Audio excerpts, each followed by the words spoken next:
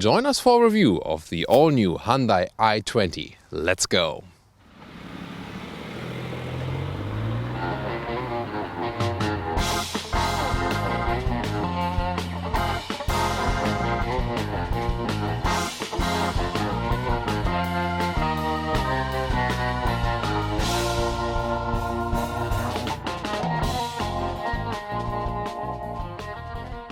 In the front, this new generation of the i20 shows a wider front grille, also here in the high gloss paint. It's a high trim model, also with a lower contrasting bumper then. Here you can see, special about this new generation is also that the grille leads over in one design unit with the headlamps, and optionally, or in the high trims, you can also get it with full LED as you see it right here, and also a very sporty daytime running light. The car is a little bit flatter and wider, so this also again stresses this sportier stance. So it's a small segment vehicle, but already looks quite massive from the front, doesn't it? 4 meters 04, 13 foot 3 or 159 inches is the length of the Hyundai i20. Hasn't changed that much in this new generation here. A little bit longer as for the wheelbase to give you a little bit more legroom in the rear area on the inside. It would start with 15-inch steel wheels, then 16-inch aluminum, and these are the optional 17-inch aluminum. 48-volt board net sign here at the side because this is a mild hybrid engine. Soon more also to the engines, and really aerodynamic form here for the side mirrors. Then today we also have a contrasting roof in black right here. This also stresses the design, chrome in the lower part. The main design is here above the door handle, splitting light and shadow. And again, a very fresh design here and definitely looks sportier than the outgoing model. And we also find a very modern and sporty look here at the rear. The light signature also, pretty strong. And then there's a nice trick. There's a reflector right here, and it looks like there would be a light strip going through the vehicle, but depending, on light and shadow and so on. So when you look from here, then you see there's no light. But when you look from distance sometimes, depending on the sunlight and so on, it really looks like it would also be a light. But overall then, really looks cool from the rear here. So again, I think I'm quite impressed already from this look of the small car segment vehicle here. Diffuser style in the lower part, again with the contrast. Overall, I think good rating from us. What about you? The entry-level engine, a 1.2-liter 4-cylinder naturally aspirated engine, petrol, 84 horsepower. But this one here is the 1-liter turbo, 3-cylinder, either with 100 or 120 horsepower. Then the 100 horsepower version, optional MHEV. This one here, the 120 horsepower version, always comes with a mild hybrid system. And optional, you can also get the 7-speed dual clutch transmission as an alternative to the manual drive. Now to the trunk area.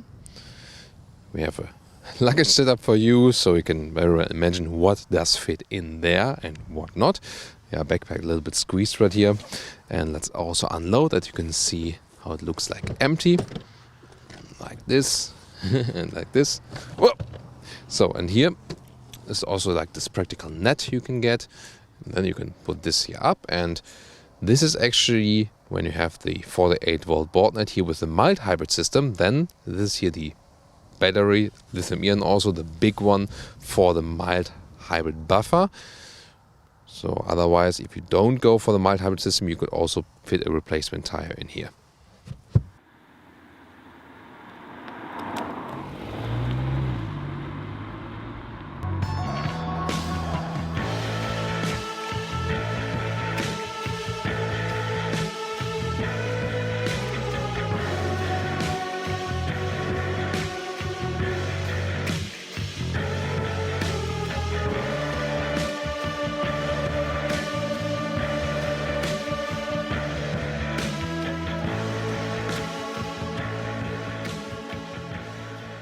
This is the car key, close and open, feels good quality. You can also use the button here for the keyless entry if you have that option. Mirrors also fold in and out automatically. Door closing sound. Yeah, very solid, like that. Inside of the doors is hard pack however, but in this segment also nothing special. they use a lot of different stylings and materials, a little bit of leatherette here, then some design elements. The door handles make a good impression. Window levers, here also to switch then around for the side mirrors. Door pockets also big enough, optional Bose sound system. And also interesting is we have a bright styling then here on the lower part. Then the new interior, really all new, everything has changed basically. Heated steering wheel is an option, that's pretty cool. Hardback also on the top dashboard, but there's an interesting structure, so it also gives you a good quality feeling nevertheless. Steering wheel here with this open spokes looks like from the Audi A8, doesn't it? Like from the styling, of course, not like in a whole finish and so on. Left side here to pick up the phone and also to control the volume. Right side here to control the digital instruments and also the cruise control. And then the seats. Black fabric seats is basically the thing for this vehicle. That's of course good because it's breathable in summer and also keeps you warm in winter. It's already a little bit sporty right here. In the N line they would have these red contrast stitches to make an even sporty look. So the N line also a little bit different as for the interior. But this one already looks quite cool and sporty. And let's get inside to test it. Again, small car segment, and I'm 1.86 m or 6'1". And this still gives me plenty of headroom, no problem as for that. And it's actually a good seating position. It keeps me tight here with these bolstering. So already quite sporty seats here for these normal seats. And you also have decent comfort. Of course, you feel that you are not in a big vehicle, but you can move around quite freely. And overall, I can just give it a very good rating. Here this is here the menu control for the back part. This is then here the pumping up your all control, and it's how you control everything. It feels quite smooth, so also good quality impression as for that. Steering wheel can be put in and out quite wide and also up and down, so you can really find a decent position here. Yeah, that's easy. I like this with two hands. So really decent position here also for taller drivers. Interior overview. Again, what could be criticized is that they have a lot of different materials and stylings. Here then is really cool structure on the top part. Then this horizontal structure right here. Then again a slick surface. Then the white one. So it's not a really calm atmosphere as for the materials, but the quality is actually quite good. And the overall styling looks quite fresh and modern. You can see here this is the top screen setup. It would start with analog instruments and just a small digital display in the middle, option and 10.25 inch. On the right side, either a very base radio, then an 8-inch screen, and this is the top 10.25 inch screen. So this top setup here then is 2 times 10.25 inch. You can see here the Apple CarPlay integration, Apple CarPlay and Android Auto for both infotainment systems available. Here it comes automatically, soon more deals to that screen. You can see here these are capacitive buttons in the lower part, for example, to switch the maps, so nothing you really press in there, but it reacts quite well actually. But again, soon more deals to that screen. Here a manual volume knob still. Steering wheel again has a good compact size, and also the buttons here on the steering wheel are very, very good as for the quality. What I really like is that here in the lower part we have still a manual climate control. It's easy to control and straightforward to see everything, so no capacitive bollocks in the lower part. Now the infotainment system up close here with the Apple CarPlay view, so the navigation not all over the screen but here in this area. And sound system test. It's the Bose sound system here, the optional one, and yeah, really like that sound. So again, in the small car segment, really, really decent as for the sound. Of course, this is a really good song. You should listen to it. So then the normal Hyundai menu looks like this. This is like a main menu. You can also put to this one here. So, and then you have the hotkeys on the lower area, but also can click inside here.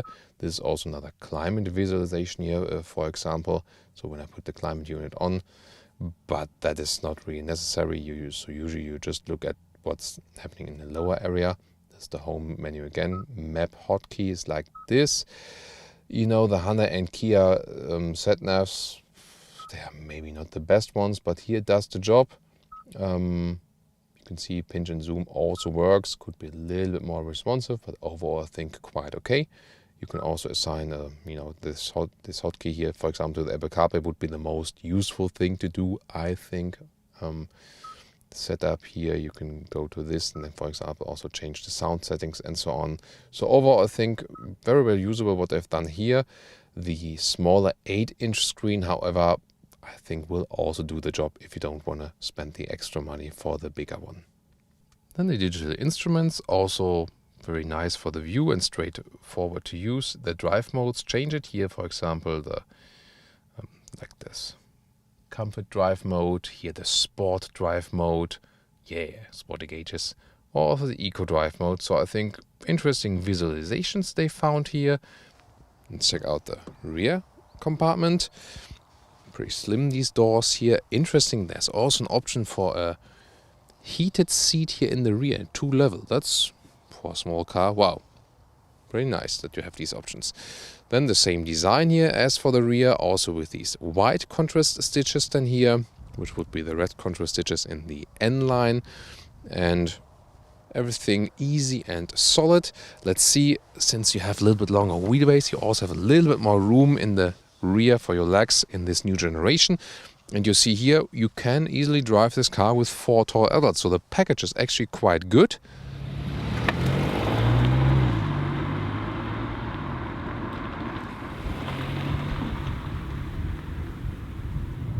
Welcome to Thomas's Driving Lounge with the new Hyundai i20 small car segment, and we have the 120 horsepower engine here, 1 liter turbo, 3-cylinder. It's the top engine so far for the normal version. It will also be the i20N, then with more horsepower later. Well, and the thing is here, 120 kilometers an hour, and it's actually reasonably silent in here. So on the German motorway here today, that's also why we begin with that, because we have the possibility to do some more testing right here. And when we just have it like cruise control set and test like one of the minimum consumption, 120 kilometers is also like not the lowest consumption, but the realistic one, 5.5 liters on 100 kilometers. And that's about 40 mpg US and about 50 mpg UK. So yeah, I think quite reasonable, that's okay. Blind spot monitor here, also when cars are approaching from the side. The autonomous emergency brake is standard. Blind spot monitor and more assistance systems. There's like an extended assistance systems package also. I also have the adaptive cruise control activated at the moment, keeping the distance to the car in front of us. Also the lane keeping assist is not really intrusive, so really good, very calm, keeping the car in the center of the lane and so on. So I'm really happy with that. And then we can also show you some acceleration when we are already at speed. So what does this small engine but with the turbo still deliver us? When we start at 100 kilometers or 60 miles an hour and accelerate.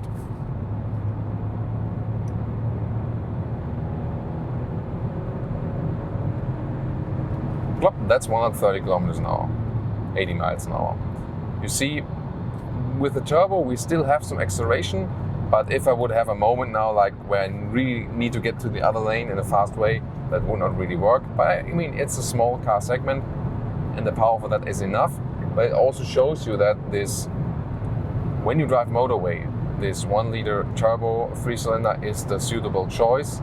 Then the entry-level engine, this naturally aspirated 4-cylinder engine, would not be sufficient for motorway drives. If you just primarily drive this car in the city, it's no problem. But I really think as soon as you go to the motorway, then you should get the turbo engine.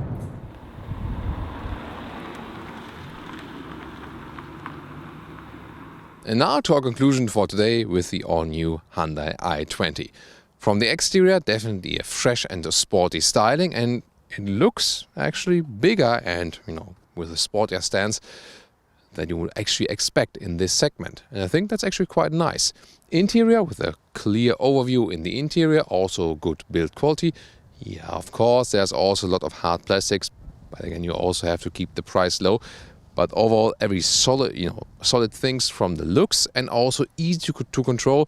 It's a straightforward user interface, and optional, all digitalized now with this 10.25-inch 2x screen setup here. So also a very modern design. You also have enough space on the interior, and also driving-wise, a very, very good result here for today. So it's actually fast enough in the acceleration, especially here with the 120 horsepower engine. If you go for the motorway, you should probably not go with the 1-liter naturally aspirated engine. Then the turbo engine is definitely better as for this usage, and really calm and sovereign on the road. Also at higher speeds, really stable, yet at the same time enough comfort. And fuel economy wise, also at a good average. So overall, a very, very solid performance. And I think the overall result is really, it is definitely now one of the best cars here in the small car segment. Here in the high trim, of course, the costs go up. So you really have to think about which extras do you really need, or would you rather go then for an entry-level version. Thank you so much for tuning in today. Leave us your comments here about the new Hyundai i20. See you in our comment section or in our next review.